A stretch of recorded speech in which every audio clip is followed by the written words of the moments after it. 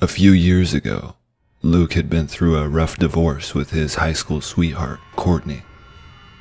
Their best friend, George, had taken to distracting them by bringing them along on some road trips. One morning, they were on their way to a hiking trail deep in the mountains when they paused alongside a river dam. They were drinking cider, snacking, when the pair decided to explore the dried riverbed. It was obvious that they weren't the first ones to go trekking through. The pair could see human, canine, and feline footprints in the mud. They started to feel an odd sensation, like they were being watched. Their friend George caught Luke's attention and called them over.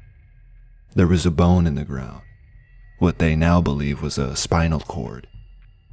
They speculated at the time that it was a cow or a pig bone of some kind, as there were some nearby ranches a few hours away.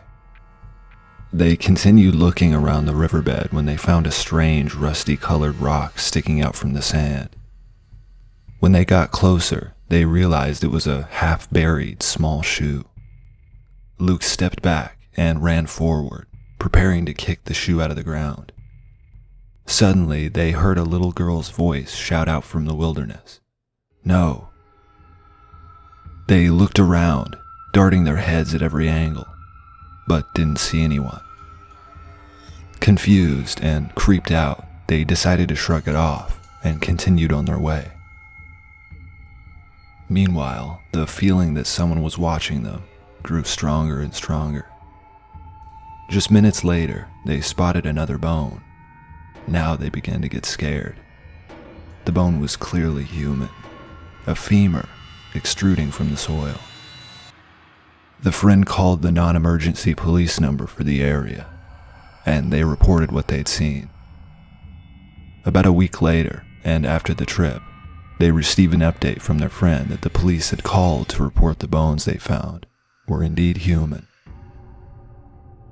During the investigation, they were questioned and eventually informed that the rust-colored rock actually wasn't a rock at all, but the shell of a pickup truck that had disappeared along with the family of 3 it had been carrying. A man, a woman, and their little girl.